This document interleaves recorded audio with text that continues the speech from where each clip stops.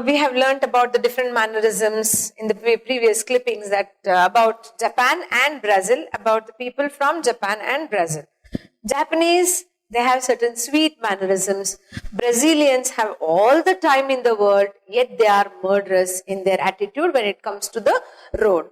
So based on these two things, there are almost all probable questions are for 4 marks only. The chapter, the questions, they concentrate only on the 4-mark questions. If you want, when you see, the previous year question papers or the model question papers, you'll only find questions for 4 marks because there are other chapters in the text wherein you get the questions for 6 marks.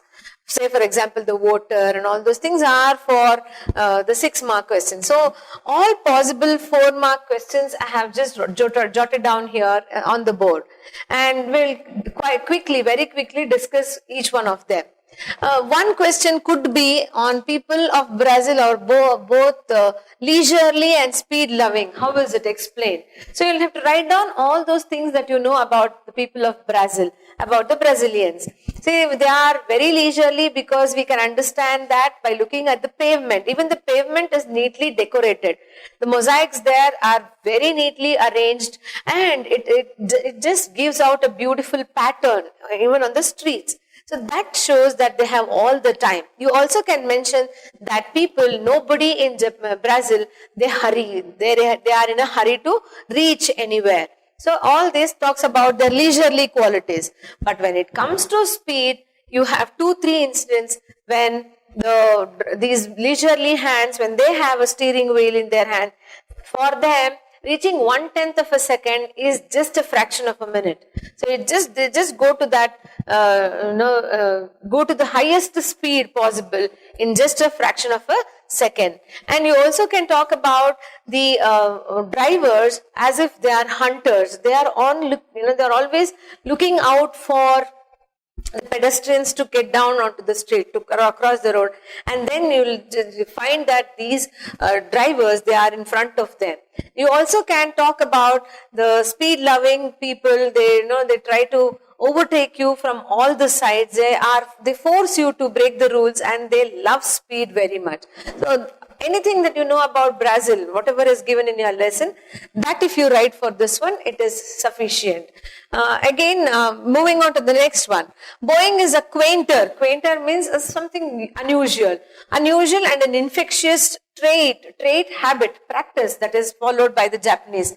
Explain this. How it is unusual, how it is infectious, that you'll have to write. It is quainter, it is special because nobody else in any other part of the world we find people bowing to each other. They have the different style of bowing, and it is infectious because one person bows to the other and the other one has to reply back by bowing. So this kind of infectious disease is spread everywhere. You can also write down the note on the deer also trying to bow to the author and then snatching away the food packet from his hand. So that could make this answer. It is for a 4-mark one. Bowing gentlemen, the next question. Bowing gentlemen change into savages. How is it? So you'll have to write down the last part of it. You see when I say that you have to write down the last part, just don't write down those 4-5 lines. It will be more stupid work to do. So what you have to do is, you will have to write down anything that you know about the bowing gentlemen, how decent they are, how well mannered they are in showing respect to one another, and later on, at what particular time, at what particular incident, these people, they become like savages. Only when the bus comes, otherwise they are not like that. So only when there is a bus, they are in a hurry to get into the bus. Only at that point, these gentlemen, they are changed into savages. So if you mention that much, that will be sufficient. The next question, probable question is, bring out the humor in Japanese mannerisms of bowing. So you'll have to talk about many things, talk about the hierarchy in bowing, the duration of bowing, and who bows to whom is also matter of thought. It is considered very well. And then people are hired only to bow. The mother has a baby in the saddle, and that baby also bows to everyone from its elevated place. That also bows down. And humorous things. Okay, the conductors bowing to each other, and also the deer bowing. All these things, there are different points, one after the other. You just make a note of all these things. See, the notes that we have given to you and that was written on the board, I think that will be very helpful to you. You just make a note of it, read it as it is. Doesn't mean that you'll have to skip your text. Please, students, if at all you think English could be understood minus the textbook, then you are at wrong. You can never ever skip your textbook. So for all good reasons, read your text at least 2 times before the examination. At least twice you should have read the lesson. You must be thorough with it. See, now we speak without the text in our hand.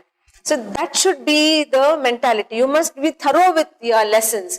Only then, if you jot down these points, one after the other, you get the points in your mind. So these points, as I told you, about the mannerisms of bowing, you will have to write down for this.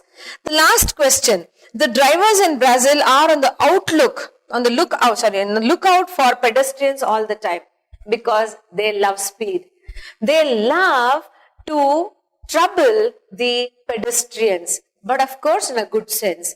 They feel, probably the Brazilians feel, that if there are no pedestrians at all, their driving could be very lazy, very lethargic and uninteresting. So they want the pedestrians to be there only to show how good skilled they are in their driving, how capable they are in controlling their vehicle. So why do they always look out for the pedestrians? That also you will be writing. So this question, you can take the points from anywhere from the Brazil portion of the lesson. Anything that you write here, it will be sufficient. So these are probable 4-mark questions. As I told you, only 4-mark questions from this lesson. Remember again, I always stress upon 2 things.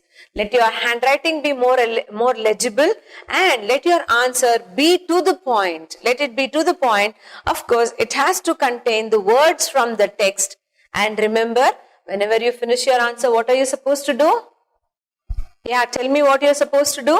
You have to underline the words that you have taken from the text.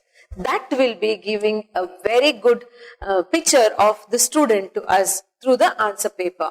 I hope this lesson is very easy to understand and very easy to write. Okay, good luck.